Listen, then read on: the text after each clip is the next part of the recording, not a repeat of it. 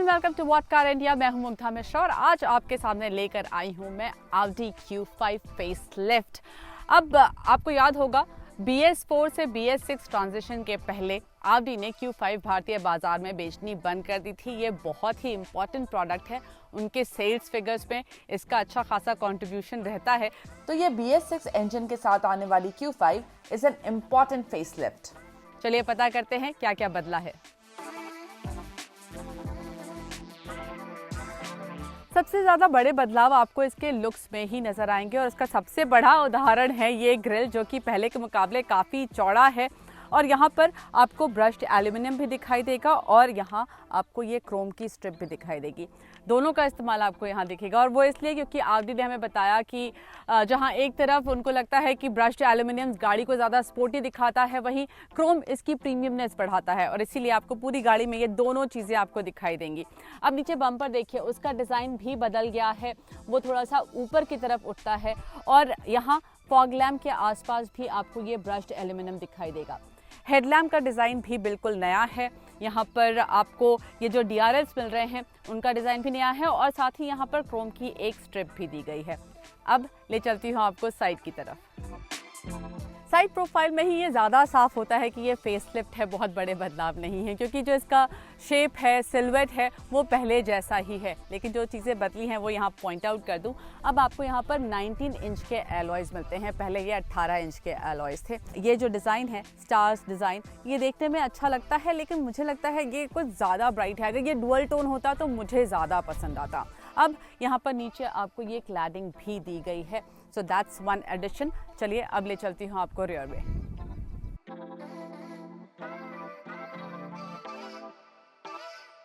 Rear profile में tail lamp का design बदल गया है। ये LED टेल लैंप हैं, 3 एलिमेंट्स इसमें दिए गए हैं और इसके नीचे ये ब्रश्ड एल्यूमिनियम की एक स्ट्रिप दी गई है। नीचे बम्पर का डिज़ाइन देखिए, इसमें ऐसा लगता है जैसे ये एग्जॉस्ट पाइप का डिज़ाइन बनाया गया है, फॉर एग्जॉस्ट देने की कोशिश है। तो ये कुछ बदलाव हैं जो कि आपको Q5 के एक्सटीरियर में नज़र आएंगे और ये बहुत बड़े नहीं हैं, लेकिन अगर देखें तो pre facelift Q5 handsome looking SUV थी और अब ये थोड़ी और अग्रेसिव दिखती है, specially because of that wide grill. आपको गाड़ी के अंदर ले चलती हूँ, लेकिन उसके पहले आपको याद दिला दूं, व्हाट कार इंडिया को सब्सक्राइब कर लीजिए and do press that bell icon so that you get notified every time we upload a video. Q5 के इंटीरियर्स में भी बहुत ज़्यादा बड़े बदलाव आपको नज़र नहीं आएंगे, लेकिन एक बदलाव जो कि काफ़ी प्रोमिनेंटली नज़र आता है वो है ये 10.1 इंच की टच स्क्रीन। पहले आपको यहाँ पर रोटरी नॉब्स मिलते थे, वो अब आपको नहीं मिलते। यहाँ पर अब आपको सिर्फ टच स्क्रीन मिलती है। इसके साथ आपको Audi का लेटेस्ट MMI सिस्टम मिलता है और स्क्रीन का रिस्पॉन्स और क्लैरिटी बेहतरीन है। इसमें ऑडियो फीडबैक भी है, लेकिन हाँ, स्क्रीन को फ्रैक्शन ऑफ अ सेकेंड लगता है रिस्पॉन्ड करने में। और इसके साथ साथ यहाँ पर आपको अब भी वॉल्यूम बटन दिया गया है यहाँ पर, जिसको आप इस्तेमाल कर सकते हैं। आई रियली लाइक इट, क्योंकि जब आप ड्राइव कर रहे होते हैं तो वॉल्यूम स्पेशली यहाँ स्क्रीन से मैनेज करना थोड़ा मुश्किल हो जाता है। यहाँ पर स्टीयरिंग माउंटेड कंट्रोल्स भी दिए गए हैं आपको। Q5 के इंटीरियर्स देखने में क्लासी लगते हैं और फीचर्स भी यहाँ काफ़ी हैं।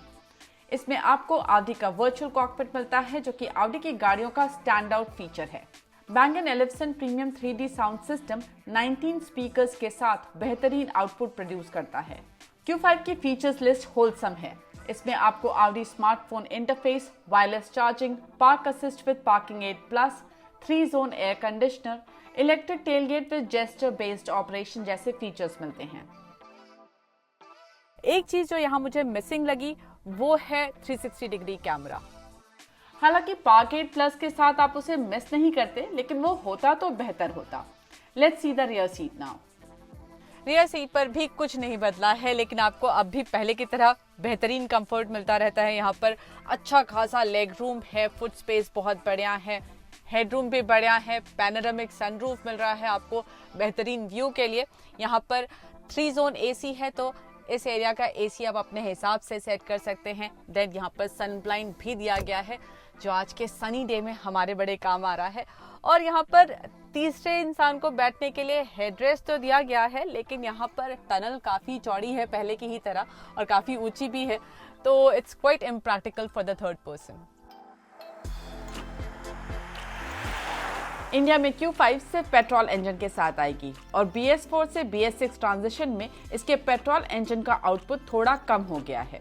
इसका 2 लीटर TFSI इंजन 249 HP की पावर बनाता है, जबकि पहले ये 253 HP था। 370 Nm पर इस गाड़ी की टॉर्क या फिर पुलिंग पावर भी अच्छी है। तो BS6 में ट्रांजिशन की वजह से पावर थोड़ी कम जरूर हुई है, लेकिन वो बहुत ही थोड़ा सा डिफरेंस है, कोई बहुत बड़ा डिफरेंस नहीं है, पहली चीज। और दूसरी बात ये कि वो आपको पता भी नहीं चलता वो जो डिफरेंस आया है पावर का। जब ये गाड़ी स्टार्ट होती है तो थोड़ा स्मूथली, थोड़ा सॉफ्टली स्टार्ट होती है, लेकिन जैसे ही आप थोड़ी स्पीड पकड़ते हैं उसके बाद पावर का एहसास आपको बहुत अच्छे से होता है। You feel the power that is there in this car, और ये होता है 2000 RPM के आसपास। इसके बाद ये काफी तेजी से स्पीड पकड़ती है। 0 to 100 kph ये क्लेम करती है मात्र 6.3 सेकेंड्स में, जो कि इस साइज की गाड़ी के लिए काफी क्विक माना जाएगा। और जो चीज आपको सबसे ज्यादा इम्प्रेस करती है वो है इस इंजन की रिफाइनमेंट। बहुत ही रिफाइंड इंजन है, नॉइज बिल्कुल नहीं है और एक स्मूथनेस है इस इंजन में। गियर बॉक्स का रिस्पॉन्स भी बेहतरीन है। ये 7 स्पीड एस्ट्रॉनिक गियर बॉक्स काफी रिस्पॉन्सिव है। Overtaking, picking up speed to fill gaps सब बिना किसी स्ट्रेस होता है। इसमें ड्राइव मोड्स भी दिए गए हैं, including comfort mode, dynamic mode, of road mode, individual mode and auto mode.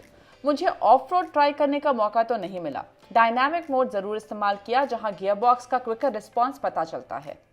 Comfort mode 2 is usable for everyday drive. Q5 में माइक्रो हाइब्रिड सिस्टम है, जिससे इसकी क्लेम्ड फ्यूल एफिशिएंसी 17.01 kPl निकल कर आती है। और जो इस गाड़ी की स्टेबिलिटी क्वाट्रो सिस्टम प्रोवाइड करता है, उसके साथ टर्न्स वगैरह पर आपको कहीं भी किसी भी स्पीड पर कोई दिक्कत होती नहीं है। आदि का कहना है कि Q5 के सस्पेंशन के साथ डैम्पिंग कंट्रोल भी है, लेकिन फिर भी सेगमेंट के हिसाब से ये थोड़ी स्टिफ पता चलती है, but it is not uncomfortable. Overall इस फेसलिफ्ट के साथ Q5 थोड़ी ज्यादा अपीलिंग हो गई है। पावर में जो डिफरेंस आया है वो कुछ खास नहीं है और इसका एहसास ड्राइव करने पर होता भी नहीं है। Fuel efficiency one of the best in the segment है।